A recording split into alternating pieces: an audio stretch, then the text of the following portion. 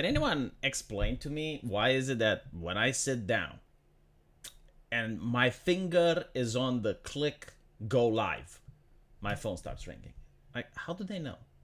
They must know somehow. I do not know how, but someone is casting magical juju on me and is able to tell. It's like, oh my god, he's streaming. Now is the time to bother him. Yeah, so today wasn't as exciting. Shut up. Today wasn't as exciting as yesterday in terms of news. Yesterday there were so many things happening that Arch's live stream became too spicy. That's how he described it. It was too spicy, and because of that he had to remove it. It's also the fact that me and Dev within the same stream is not a good combo. We start saying things that should not be said, and may get Arch in trouble. But yeah, so let me share my live stream. Oh wait, I can't share my live stream because I don't have a Twitter account. I need to get used to that. I got suspended, chat. I got suspended for being naughty on Twitter. I pointed out hypocrisy and I got an 8-day suspension. Horrible. And what's even worse is that with Twitter you don't know how long. Well, actually you don't know how long. You don't know like how many suspensions you're allowed, like how many infractions you can do. At least on YouTube, like it reminds you. It's like, hey, you know, you've been suspended for such and such, and this is how long it will take. But with Twitter, no. Oh, Solid Slug will share my live stream. He's such a sweetie. You should have been to the Arch live stream. There were certain things said that should not have been said, but not by me, by the way, by other people. Still, being off Twitter for a while is good for your mental health. You assume that I involve myself emotionally in Twitter. It's a business. I use it to read the news and I use it to farm clout. Nothing that I do on Twitter affects me at a personal level. So this is actually a little bit disappointing in terms of business.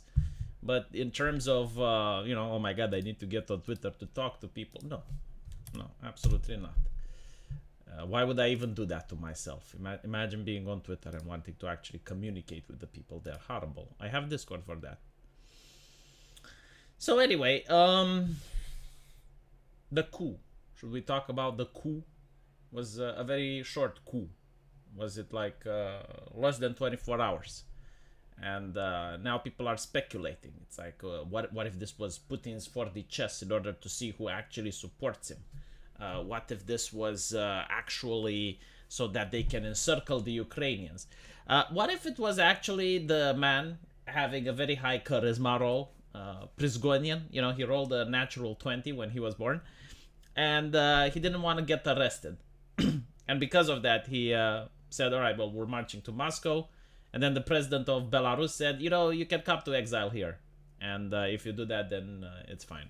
Like, we're going to give you full immunity and you can be in Belarus. And he's like, sure, why not?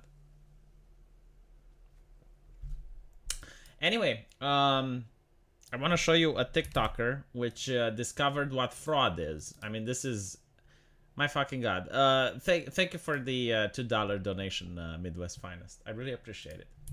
And I appreciate you.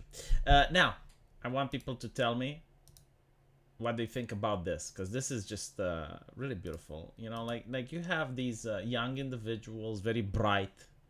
I understand that we need to listen to children in general, because there's a lot more smarter and educated than adults, especially TikTok influencers. And this gentleman has something to share with us. Let's listen.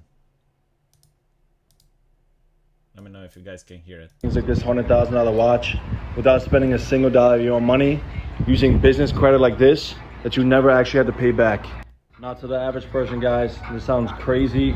Is this a hot tub stream though? Like it looks like a hot tub stream. But any business owner knows how this works. You know how personal credit works. Let's say, for example, you will get a car or a credit card in your personal name. You're personally held responsible for that. So if you were to go get a credit card in your personal name, and you were to go max the card out, you're going to be held liable, and if you don't make that payment back, the bank can come and sue you. So far, everything is correct that he said. Yes, like if you take a credit in your name, like a car or a house, and you don't pay the credit, then the bank can sue you. This is correct. Now, what makes us different about business credit? With business credit, you are not personally held responsible for that line of credit. So let's say, for example, how I got this watch. I was able to open a business that I didn't really give a shit about. I went and opened business credit cards in that account. I then proceeded to go on, buy this for $100,000. I'm gonna turn around and sell it to a jeweler for $80,000 in cash, which now gives me the cash.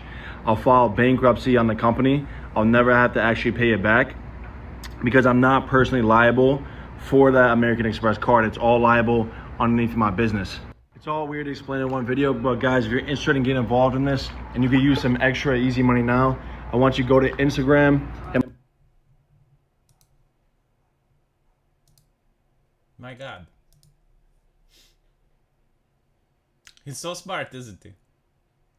I wonder why didn't other people think of that? Oh yeah, because it's illegal.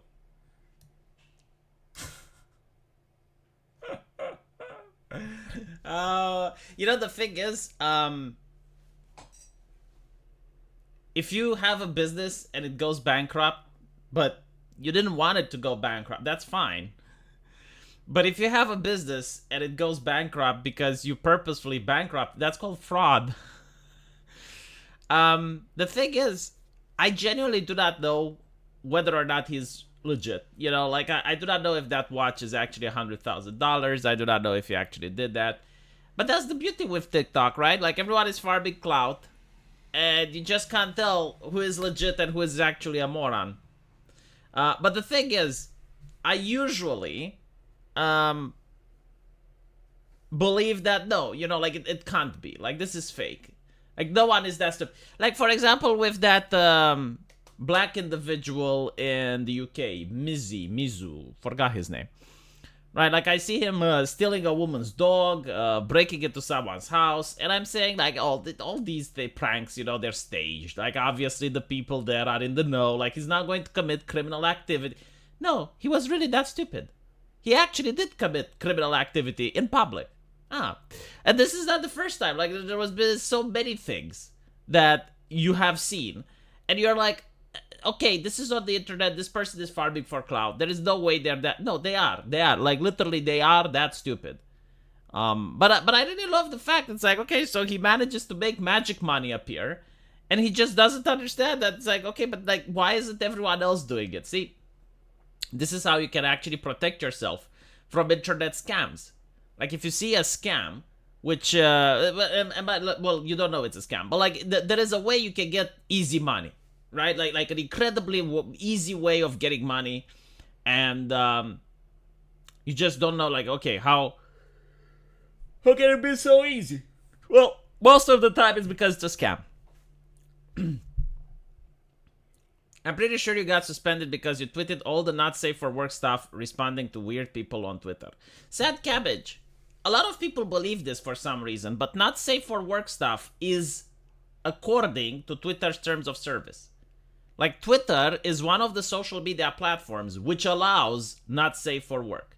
They crack down on lolly, but anything else that's lewd or actual not safe for work, you can post on Twitter. Like it is not against the rules. I know why I got banned. It's because a person was like, "Oh my God, you're objectifying women," and I responded, and this is why I got banned, by the way. Okay, I responded, "I'm objectifying you so hard right now, and there's nothing you can do about it." Like, literally, it was a joke. Right? Like, I got banned because of a joke. But fine, you know, whatever. They called it harassment and abuse. I wasn't objectifying the lady. I don't even know who she is. I don't even know if it was a lady. I don't think it was a lady. It could have been anyone. But it was like the very fact. It's like you're not allowed to look at the virtual characters on a computer screen. Says who? Dude, you're online. Like, it's my computer monitor. I can do whatever I want. But okay, fine. You know, I learned my lesson. There was no coup. We have no clue what happened. Oh, why isn't it possible that the man literally wanted to go into Moscow, but then, you know, people told him maybe it's not such a good idea? I'll send more money on PayPal. Why, thank you so much, Master Dravla. I appreciate it. Should have asked him to define women. No, because you don't get to talk to the person that bans you. But it's fine. I got him suspended as well. I think it was a him. I don't know. Went through their Twitter timeline. I saw something that they posted which was against the rules. Normally I don't do this, but like if you fuck with me, I fuck with you. It's called self-defense. I wouldn't even objectify you, yes. Why would I say that, my bro? Because I knew it would upset the person. Like it's such a dumb thing. It's like, oh my god, you're objectifying. And? Is it illegal? Well, apparently on Twitter it is. But you know what? I may have gotten banned. But did I objectify that person? Nobody knows. It's between me and Jesus. Instigate. Oh yeah. Like what, you know, like what this guy did, by the way, in many countries, it's called instigation. So the TikTok guy that talks about fraud and stuff, even if he's actually doing it staged, like let's say he didn't actually open a company and he didn't actually get the fraud going, it's still a crime because you're instigating people to do it. Like you're asking people, hey, go do this thing. And that's a crime. I don't know about in the United States. Maybe it's not because you guys have free speech. But in most countries, if you tell someone to commit something which is a criminal act, it's a crime in and of itself.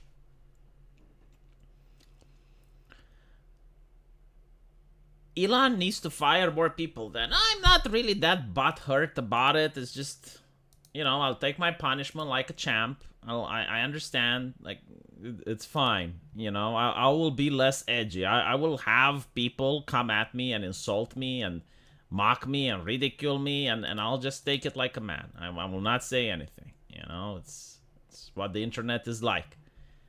You get punched, you get kicked, and if you try to respond, if you try a little bit of self-defense, you immediately get a visit from the Community Trust and Safety Council. I don't feel safe with the Trust and Safety Council. Why is that, Chad? Huh? Why don't I feel safe? Genetically engineered cat girls are possible, scientists say, but we lack funding. Is this an actual article?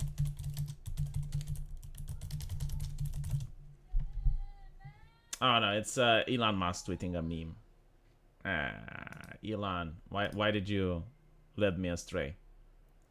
So anyway, I will have a Discord opened. Probably by Monday.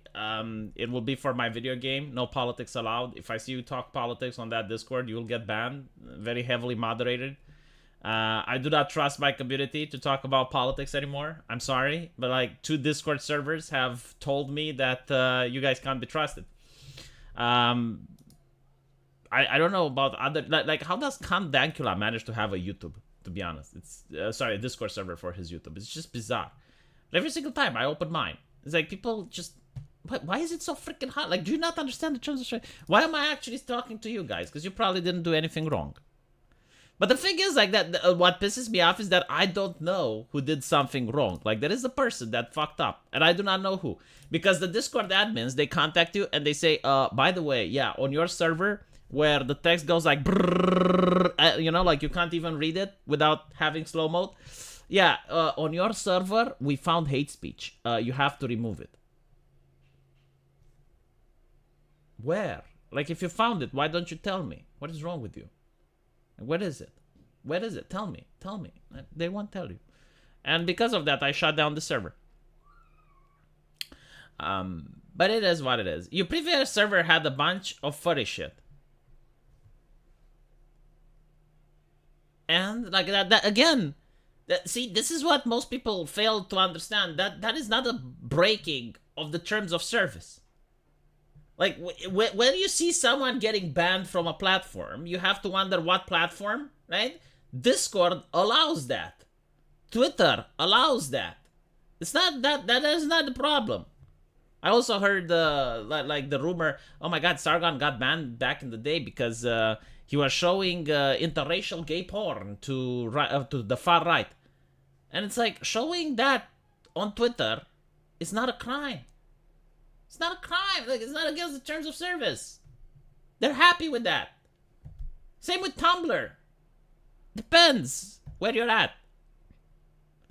Especially on Discord. Like, do you not know that the Discord admins turned up, like, some of them were furries? So,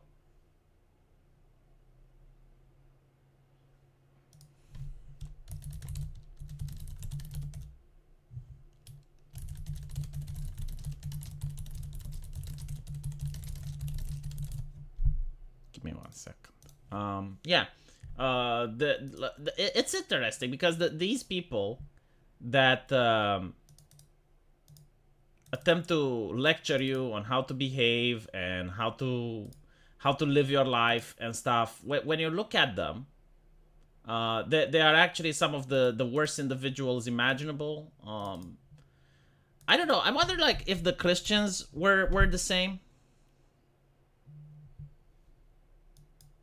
Like the, you know, because obviously morality used to come from religion back in the day. So when I grew up, I would go to my high school was filled with evangelicals because it was an evangelical high school, right? And the Christians there, they would use Bible quotes against you. They'd be like, oh, well, what you're doing is not okay. And they would go like such and such and such and such. Such and such and such and such and such. And I'm like, okay, fine, you know. But, you know, the progressives now, they don't have Bible quotes. But I'm curious, like, if the Christians were hypocrites as well. Like, for example, I remember, like, there was this huge scandal in my high school because a guy was seen with one of my female colleagues holding hands. I'm not kidding. Like, this is right. Because they were very big with no sex before marriage, abstinence, that type of stuff. And this guy, and I think it was like 10th grade or 11th grade. Like they were adults, right? And they were seen in the park holding hands. And the parents were really upset. And they got into school because, you know, like they wanted to know, like, what intentions do you have? And blah, blah, blah, blah, blah. Man, like, it was so weird. Like even their weddings didn't have alcohol and dancing. Okay, fine. You know, like, their culture, whatever. Yeah, literally nude. You know, just so you know, like, what type of teenage years I had. But, hand holding very lewd, yes. So, I'm curious, like, if those parents that were shocked and that were dismayed about this type of behavior, what were they doing when they were teenagers? That's what I'm curious. Like, what exactly were they doing? To be honest, you know, like, it's interesting because a lot of them had a lot of them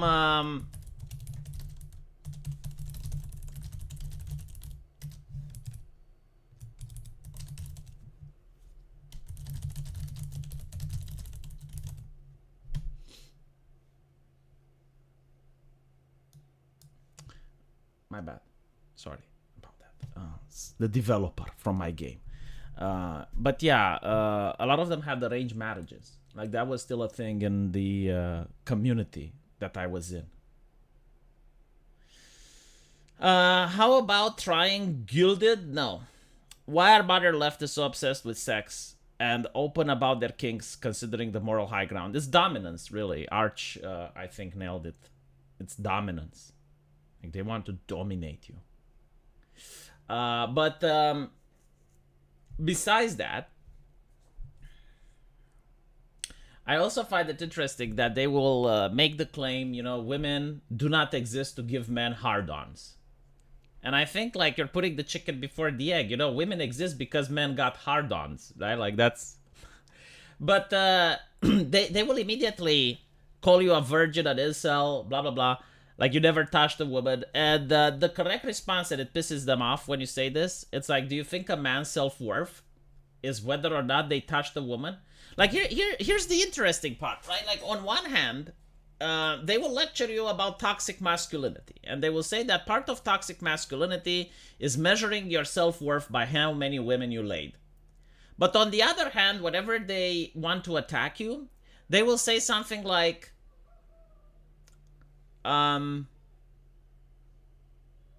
say something like, oh, well, so you're an incel, you're a virgin, right? So like, they're attacking your sexuality, basically. Like they're pointing out, right? Like, if you want to watch video games, and you want to see sexy characters in video games, they will attack you because, like, oh, so you're playing video games and you're not going to get any pussy, ha ha ha.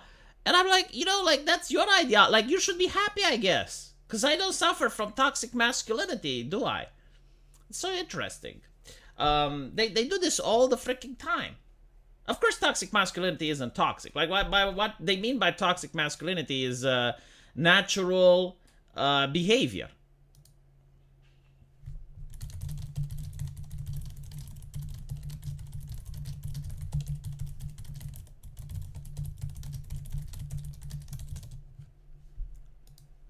Like, if you're a normal, straight, white man, well, actually not even white, race doesn't matter.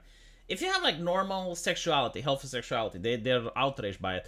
And I noticed that they try to desexualize black men in movies. Did you notice that? Like let me show you. Hold on. So, what was the name? Saints Row, right?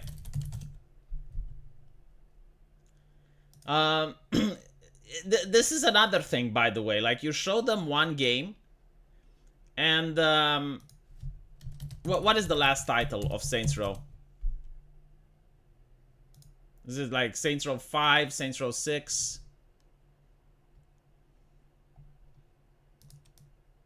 I think it's 6. Let me check. Okay, so Saints Row 5 is still good. I'm going to... Alright, I found it. So, one of the problems is that you show them a picture, and they will consider that to be like the only thing you're talking about when you're actually talking about the trend, right? Like, there's no problem with like one picture, that's fine.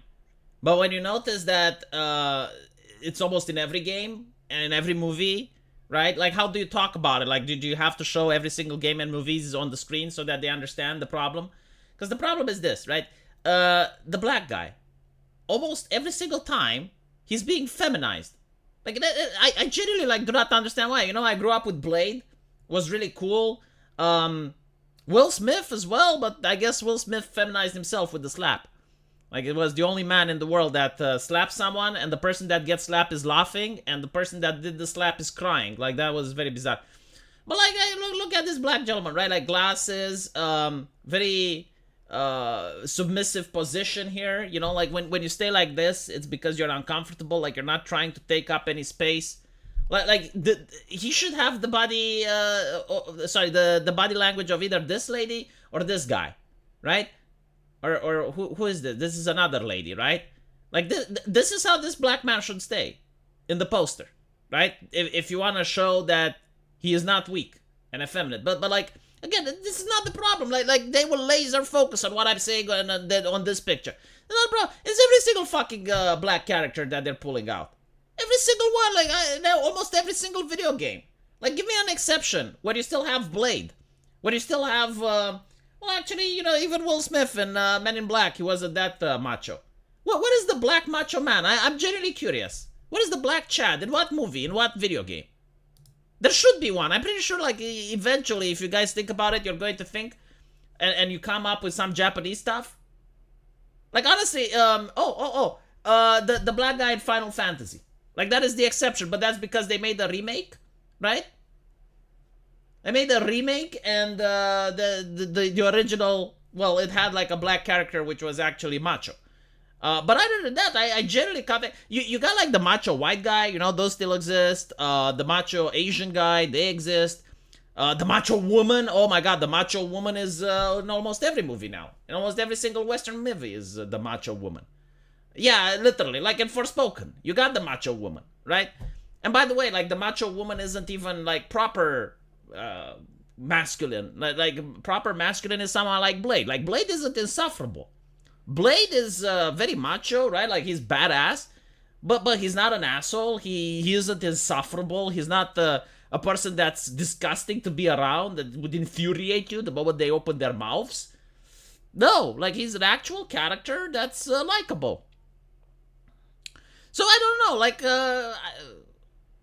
where's my American Outlier? I summon you. Please explain. Why do you think that in the media, black men are being treated this way? In almost every single minute. Like Miles Morales. Oh, this is better. Miles Morales. I saw an advert with him. It's like, this is Miles Morales trying to deal with anxiety. Now, don't get me wrong. You know, like, some people have anxiety. But he's a superhero. Like, can we not focus on him, like, doing heroic stuff and, you know, like, being an icon? Like, Superman doesn't deal with anxiety. Batman doesn't deal with anxiety. You know, and they should. But, like, how should I even put it? It's almost fucking everywhere. You know, like, Blade doesn't deal with anxiety. It's not that a superhero shouldn't deal with anxiety, but it's like the trope, right? Like, the black man needs to suffer for some fucking reason in the media, in the entertainment. Like, all the black characters, They gotta, yeah, they just can't be heroic for some reason. Spider-Man doesn't have anxiety. He has spider senses. I mean, like Peter Parker is Spider-Man, right? So Peter Parker noticed his uncle die, lives in abject poverty, tries to help his aunt. He doesn't, like, there is no focus on Peter Parker's anxiety. I'm sure he has, but, like, he's a superhero. You don't read the comics so that you feel sorry for him. Because that's the problem, you know? It's like when a superhero has anxiety, you're supposed to feel sorry for them. But I don't want to feel sorry for my superheroes. I want to feel motivated by them. I want to see them kicking ass. I just, you know, it's a peeve. Like, this is not the end-all be-all. It's not like a criticism that's, like, really upsetting or anything. I don't get it too, but black men today are too emotional like women. But that comes from being raised in a house filled with women. Remember, 30% of the population, 70% single parents, 65% raised by women. So I guess like the statistics is probably accurate, but I don't think that they really care about how people are in real life. You know, like the people writing those comics, I don't think like they grew up in African American culture. No, they're like thinking like, okay, what is their interpretation of what a black person should be? That's what they're doing. And whatever, you know, it is what it is. But it's confusing, right? Like all the female characters need to either be completely immature or insufferable. Like this is toxic masculinity, by the way. Like right here, right? This is toxic, like this body language right here. If a man were to do it, they would consider it toxic masculinity. Like this is literally how the left describes it, right? Like she's taking space. Like if you sit in the subway like this, it's a problem. This is fine. Like this body language is fine, but basically what they consider toxic masculinity, they give to the female characters, and they make men feel like this, right? Just. This is how I used to sit in my bench when I was afraid that the teacher would ask me a question that I didn't know, or if the teacher would ask me if I did my homework when I haven't. That's literally how I would feel. Whatever. You know, it is upsetting because I genuinely like entertainment. You know, I like American stuff, and right now there's nothing coming out. And it's not, well, the problem isn't that there's nothing coming out. The problem is that I'm afraid about things that would come out. Like, if you tell me right now that there's a new Stargate in the making, that would scare me. That would terrify me.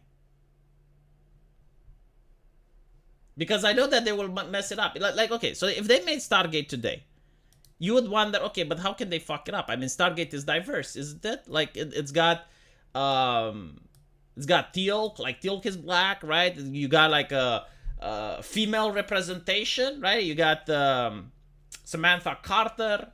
You know, I'm pretty sure, like, by the way, I would hate if they bring the old actors. Because they're old. Like, I wouldn't want Stargate geriatrics. Like, you need to get, like, new cast with new faces. Maybe some of the old actors can still be there, but they should be in the background. Because Stargate is about having adventure. It needs to be believable. I need to have immersion. I don't want to see the old people go out and fuck the universe. I need to see new faces. But anyway, right? So how can they fuck it up? Because at the end of the day, it's very difficult, right? Like, it's diversity galore. You can literally have just a team of black people and it would still be Stargate. I'll tell you how they would fuck it up. Because I know. First of all, besides the fact that the dialogue would be immature and they would say cringe stuff that normal human beings can't say because they're not using ChatGPT yet, they're still using the writers that are on the writer's strike. The way they would mess it up is like they would make a character, probably Shakila, and Shakila would be a Goa'uld engineered host, right? Like the perfect Goa'uld engineered host. And she would lead a revolution on her planet to fight against the Goa'uld, and she would be successful. And Shakila would be a perfect scientist, a great leader, expert in combat. She would have access to superpowers like the Ori. she would be able to do literally everything. And that would ruin Stargate. Why? Because Stargate is about a team. Right? Like when they go on a planet, it's kind of like playing a role-playing game. You know, like everyone has their own specializations. Like you have Daniel, which is really great at deciphering ancient cultures and stuff. You have Teal'c, which knows a lot about Goa'uld shit, but he's also a very capable fighter. Right? You have Samantha Carter, which is with the science. So, like, everyone was bringing something to the table. They would complete each other. And it wasn't like men versus women. Like, for example, Samantha Carter. Yeah, I mean, she's a good scientist, but she can't fight against Teal'c. Like, if Samantha Carter would fight against Teal'c, she would lose. And even then, like, like, Samantha Carter was strong woman, but the things that she did were realistic. Like, at no point did I see Samantha Carter do certain things that would be like, oh my god, this is cringe. Like, a woman wouldn't be able to do this in real life. No, like for example, the only time, like, first of all, she would almost never fight hand-to-hand. Because I've watched Stargate recently with my wife. And there is only one scene where Samantha Carter fights hand-to-hand. But she uses jiu-jitsu, basically, like military hand-to-hand, and mix it up with jiu-jitsu in order so that she can use her body weight and the opponent's strength in order to immobilize them. But it wasn't like she would punch an opponent and the guy, you know, like, he would just be knocked out because a woman half his size managed to punch him, right? This is why jiu-jitsu is actually very effective. It's because you like, if you know how to use your body and maneuver yourself in such a way around the opponent, you can actually put someone in a stun lock position and there's nothing that they can do. So besides, you know, like, the only time that Samantha Carter actually fought hand-to-hand, and this was, again, like, due to the situation that like she was basically forced to do this in order to escape a situation. But whatever. Besides that, every single time she's just using her weapon. And it's believable. Yeah, a woman with a machine gun manages to shoot bad guys. Yeah, I can believe that. Right? And she uses cover as well. Like, she doesn't just go out in the open and go bang, bang, bang. No, like, she always uses cover. She's hiding, like, she's waiting for the enemy not to notice, and then goes out and brr, brr, brr. It's like, yeah, she's a great shot. But that's pretty much the extent of her combat abilities. Like, she doesn't go into a glider and all of a sudden starts flying around and getting a triple kill like Rey from Star Wars. Thank you, Jax, for the 150 pounds. I appreciate that. This mispronunciation saves it from the algorithm. Sometimes it gets me in trouble with the algorithm, actually. American Outlier, thank you for the $50. Didn't expect that today. These boys were raised in a two-parent home. They would be, and better propaganda, a motherfucker. I got a cousin raised in a two-parent home. Dad owned a logging company, lower upper-class upbringing. College fully paid for, but still complaining about the man.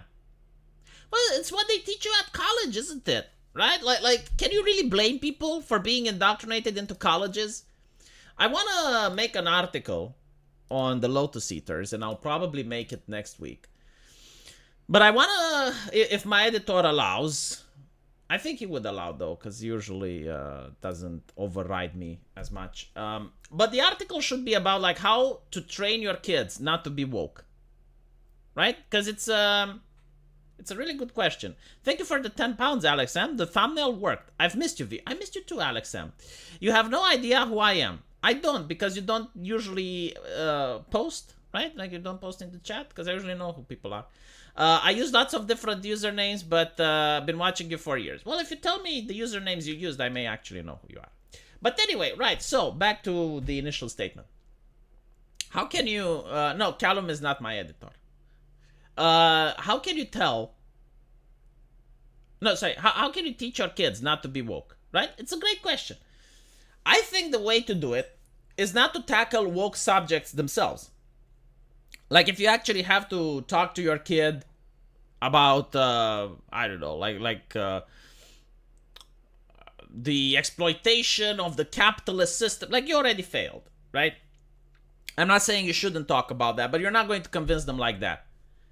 The way to convince them is to instill principles. I think this is the most important part. And it's not just to instill principles, but you need to follow them as well. So, and this is very difficult for parenting. Like, if you have a rule in your house right, that you set for your child, you need to follow the rule yourself. Even though you can break the rule, right? Because you're the one that makes it, but what example do you give? So, for example, if you say you need to brush your teeth before going to bed, well, you must make sure you brush your teeth as well. And you show to the kid. If you tell the kid you need to make your bed after getting up, well, you need to make sure that your bed is already made, right? Because otherwise, if you do not do this, you instill the idea that the rules are meant to be broken. And at least from my sense, when I was a teenager, there is like a certain age where the concept of fairness is very strong in the child. Like you start learning the world, you start exploring, and you start understanding certain things. And the concept of fairness is so strongly ingrained that whenever, like your parents make a rule and they can't explain why that is, you feel more inclined to break it. So that is like the first thing, making sure that you set principles. And then you need to set principles and to explain to the kid why they're important. So you should start with free speech. Right? Like, why is free speech important? And you say, like, don't you think it's okay that anything that goes through your head, you should be able to say it? Like, wouldn't it be oppressive if you thought about something, but someone else prevented you from saying it? And then you can go further and say, like, only people who are afraid of what you have to say would prevent you from saying that. And you can say, there are exceptions, like obscene stuff or things that are insults, right? But when people start banning actual concepts, when people start banning like things that you feel that you should be able to express, that's when it becomes a problem. So you go with free speech, and then you go to other things, like you fight against equality. You say, like people aren't equal. Like you aren't equal to what you used to be 5 years ago, right? You grow up, you matured. You evolve, like everyone evolves. So we can't, like, if a person can't be equal with themselves, how can we expect two people to be equal? Why would you think that the person who's lazy should get the same grades as you? So you need to have like these conversations. You need to instill the principles, and then when the kid goes to school and the teacher tries to teach them about woke shit, he's going to see, well, hold on, like, why are we censoring people? Why are we banning them? Like, this is unfair. Why am I not allowed to say what I want, right? So you're going to already, like, if you instill the principles, the kid is going to have the arguments against what the teacher is saying. Because kids are actually very smart. Like, you guys were kids as well. And you know that when you were a teenager, you kind of understood the world a lot better than the adults believed. And this is the problem. Like, most adults think that kids are idiotic and dumb. But no. Alpha Omega Records. Actually, that sounds very familiar. And APM, the main ones. I don't remember APM, though. I'm a gay. Oh, well. Who hates the alphabet rubbish and wants to remove the T from the LGB. Oh, that's... did you ask if PayPal allows you to do that? Have you consulted your fellow activist, if you're allowed? Fairness is always the cause of conflict among siblings. I know, like, I do think that there is an instinctive level at which human beings understand the concept of fairness. Like, even if no one were to explain it to you, you know it inherently. And the reason I'm saying this is that there were experiments done on dogs. And you're like, oh, what does humans have with dogs? Nothing. But if a dog understands it, then clearly it can exist without someone using language to describe it. So the experiment was done like this. The dogs were taught that if they shake hands, they get a treat, right? So you would lift your hand like this, the dog would give you its paw. You would shake it, and then the dog would get a treat. So what they did is, like, they got two dogs that knew how to do the trick. And they shook the hand of the first dog, gave him the treat, shook the hand of the second dog, and didn't give it the treat. And then repeated this. And what's interesting is that after a while, and it didn't take long, after a while, the second dog noticed that he's not getting a treat and the other dog is, so he refused to give the paw. Like, the dog was upset. Like, I was fascinated by that, because like this requires a little bit of a complex levels of emotions. Right? Like, the way the dog manifested the fact that it was upset wasn't by biting or barking or growling or anything like that. It just refused to cooperate. Like, it refused to participate in this thing that it considered to be unfair. And it's interesting because they repeated the experiment with different dogs, and they always got the similar result. Like if a dog viewed that it is being treated unfairly, it refused to cooperate. It refused to participate. And of course, some dogs started going, bow, bow, bow, like the sounds that they make, the howls that they make when they're upset. But it was very fascinating. So if animals have the concept of fairness, I do think humans, which are able to communicate, have an even deeper concept of fairness. And the idea of fairness is what you need to instill into your child if you're a good parent. I have a saying. My parents were the best role models I could ever have, because they showed me everything I'm not supposed to do. Do the exact opposite. Funny thing is, my life is doing a whole lot better. I have a similar experience. I'm not going to go into details with my personal life. But yeah, sometimes it's unfortunate that the people we need to have as role models are actually doing their job by showing us exactly what not to do.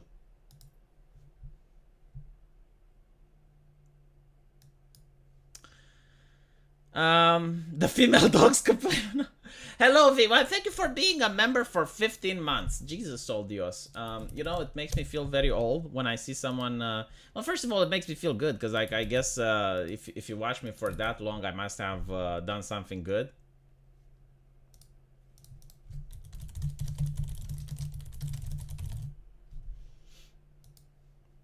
And secondly, it makes me like, wow, shit, I've been doing this for 15 months. Every day for 15 months. I got up and I got to my computer and I did the thing.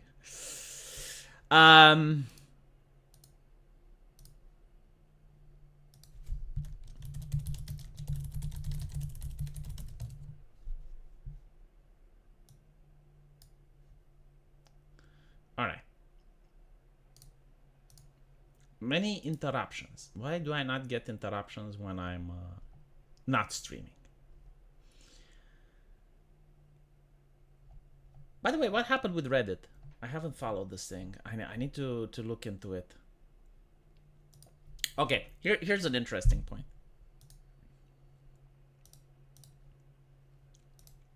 Let me see if I can put it up on screen so you guys can see it. But this I can't say that it blew my mind or anything, but it's a good talking thing. So rewatching the Spider-Man 94 and Batman Beyond, and it made me realize how absolute shit shows they make for children now, right? And by the way, this is like one of the worst scopes that I hear from the left. Oh, it's a kid's show. It's a kid's show. Why do you care? First of all, they want the adults to watch their kids' shows, right? Like, they want adults to watch their Little Mermaid. Because why would they remake a classic? Why would they remake Scooby-Doo? Why would they remake all these shows that we watched as kids if they don't want the adults to watch it? If they don't want the adults to watch it, just make a new IP. So, don't give me the bullshit, it's a kid's show. Secondly, don't you think kids deserve something better? Like, I remember Batman Beyond, it tackled very interesting themes. Like certain themes that they would consider now to be too deep for a child to understand. Like, they like to argue that it's okay for a kindergarten kid to go to a drag queen story hour because they definitely understand that. But if you have like a more complex cartoon, oh no, that's too deep for them.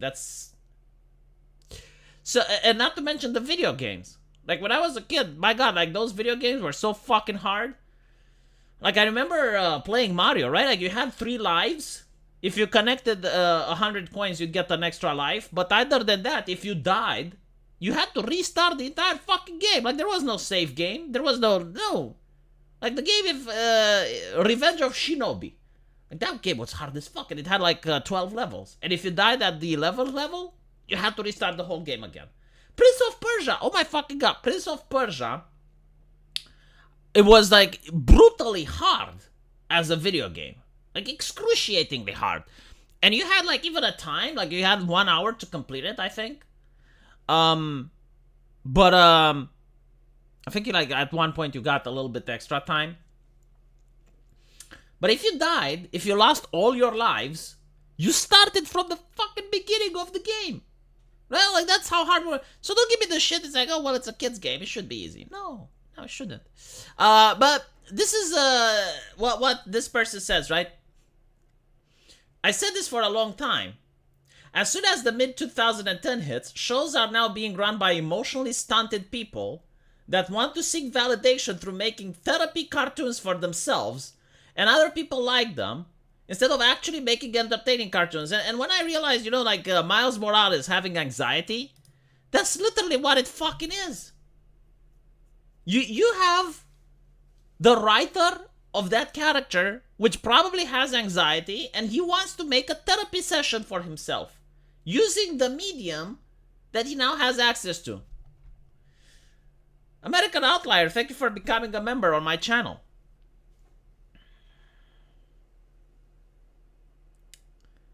Trying to get Gen Y or Z to play Another World. My god, you know, like many people will not understand just why that game is so fucking good. I played it recently.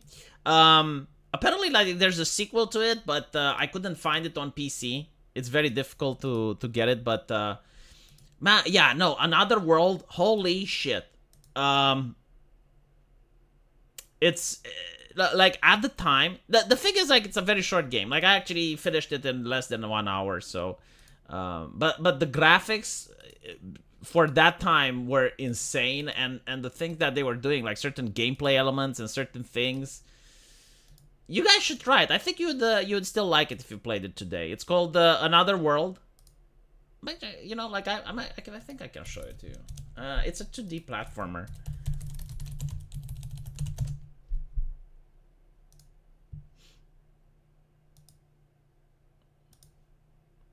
Yeah, like, it takes 36 minutes to play.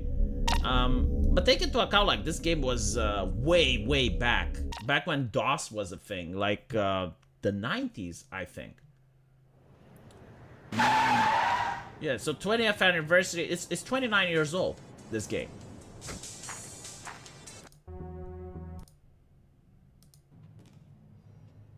Hold on, let me.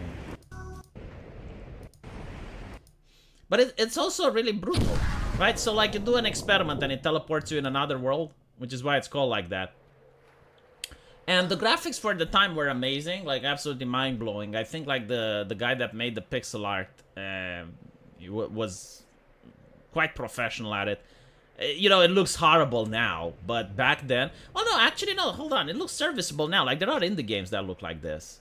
You know, like, there were a lot of technological limitations, which didn't allow the game to have the graphics that, you know, like other games have. But no, this was really good at the time, and it's so brutal. You don't have a life bar or anything. If something hits you, you're dead. Like, literally anything. These little worms, if they hit you, you die. So if you don't kick them and they manage to actually touch you, you're dead. And if they made a game like this today, I don't think people would play it. It would be considered too hard. But when I was a kid, I had a lot of fun, you know? And despite the fact that you can finish this game in 36 minutes, back then I remember that I was spending months trying to finish it.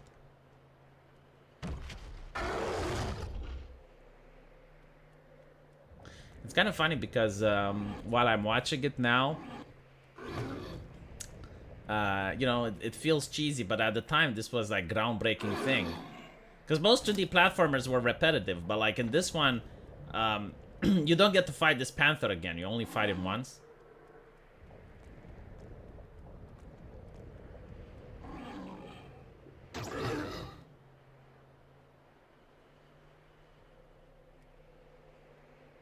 And the game has slavery as well. Like, that would probably not be allowed today, right? Very problematic. You actually lead a slave rebellion in this game.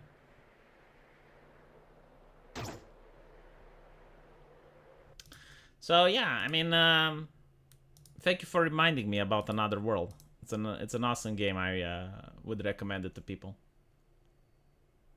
I would not want to have a Nintendo channel because I've never played that console when I grew up. It was too expensive. Go play Devil May Cry series and get back to me. I actually did. Why would you assume I didn't? I even like the one that people didn't like. The one where they changed the you play, I think, like as Nero.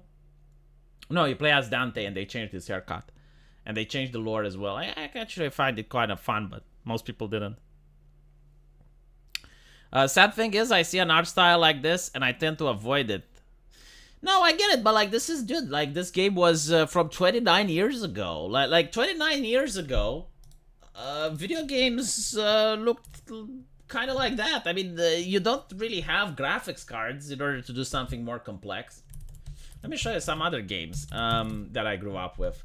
Prehistoric 2, like this was a fun game. Like this is how games used to look, and this one I think is actually a little bit older, so the graphics are starting to get a little bit better. I need to go through the commercials and then I can show you the game. Yeah, here we go.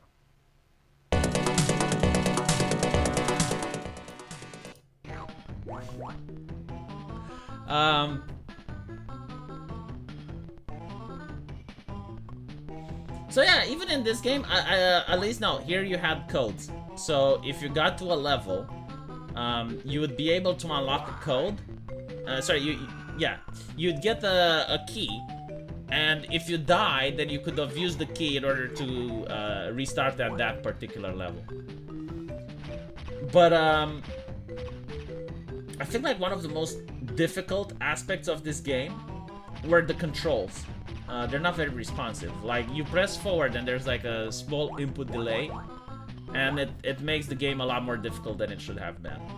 But they're so fucking brutal. So if you actually fall on this thing, it's instant death. If these things hit you, you get like 3 life bars, 3 hearts, and you can collect your bones in order to get your heart back. And if you manage to collect them all in time, you get your heart back. If not, then you only have 2 more. So like all these games were incredibly brutal back then. Oh, there was another video game that I really enjoyed called Titus. Let's see. There's something charming about them. I don't know why, but the music.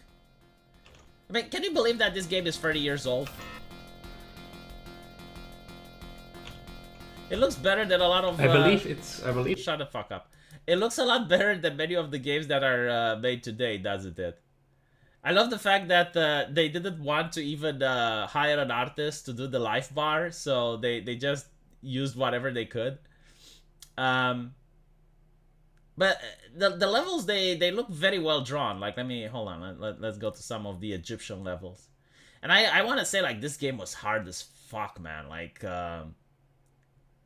even some of the best players that I know, which, you know, they would not have any problems playing Prince of Persia or any of the other games. Like, they had a lot of difficulty playing this one. Here we go. This one is a more interesting level. I think like you get to fight a sumo wrestler or something. But yeah, these are the games I grew up, and they were actually quite fun. Ghouls and Ghosts. I remember that one. There is a game called Rats. Hold on. And this game, I remember, it was such a shitty game, but it had a very cool sound effect. So you're playing as the role of a rat exterminator, and you need to control the rat population so that it doesn't blow out of hand. So you got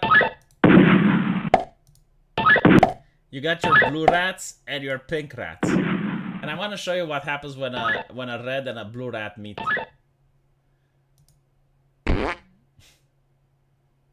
Well done.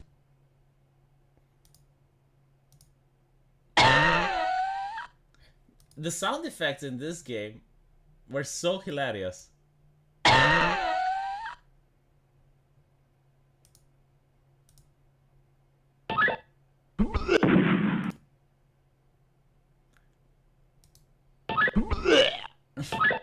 trying to find the sound of mating.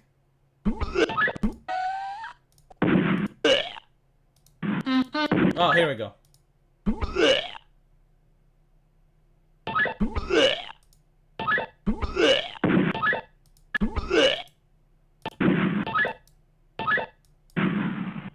guy actually knows how to play. Anyway. I can't show you that sound because I don't know where to find it. Sounds like something you have played, yeah. Graphics look like Chip's Challenge. Well, this game is even older. I think like this game is older than me, actually. Like this was a game that people would play on a 386. This is like one of the first games that you could play on a computer. It's ancient, so yeah. I mean, of course, the graphics aren't up to standard.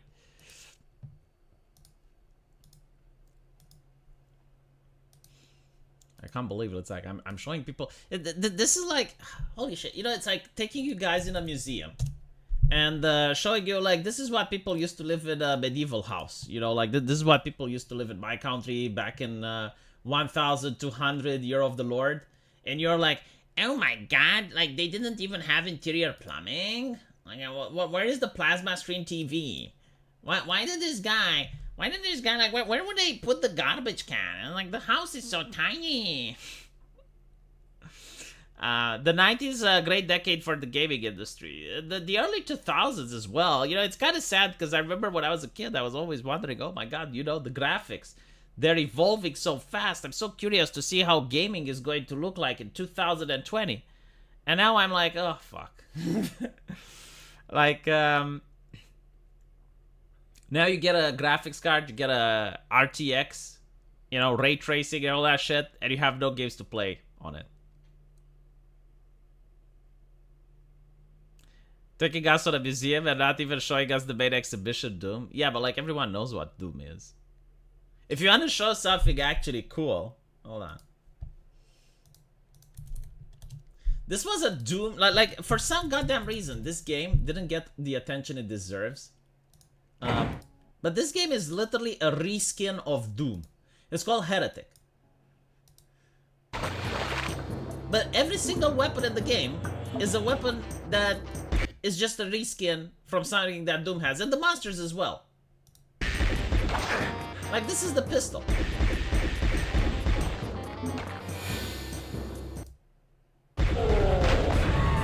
These are the imps that you're fighting in Doom. But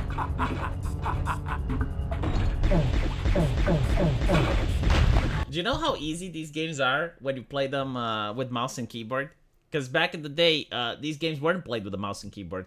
You had like the arrow keys, like not even WASD. Like everyone played them with the arrow keys. Spacebar was open door and control was fire. And you couldn't strafe, right? So like with the AD button, you would just turn around, you'd look left and right, but you couldn't strafe. So the games were a lot more difficult because of that. But now if you actually play them properly, like you're supposed to play a first-person shooter, there's absolutely no difficulty in it. Even the sound effects are the same. I didn't know that.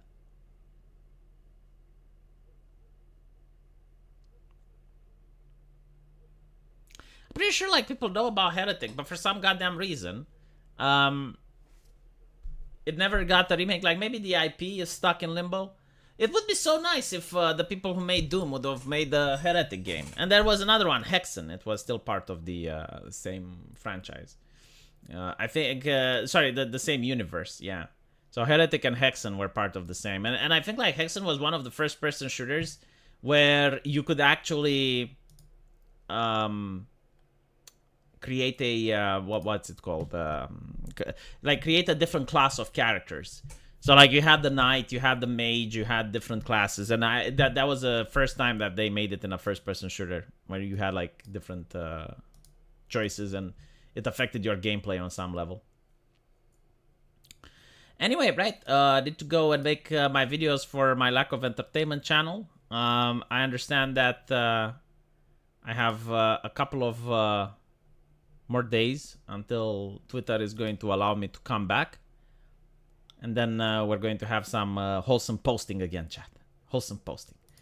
Thank you so much for watching, and I will see you guys later. Take care.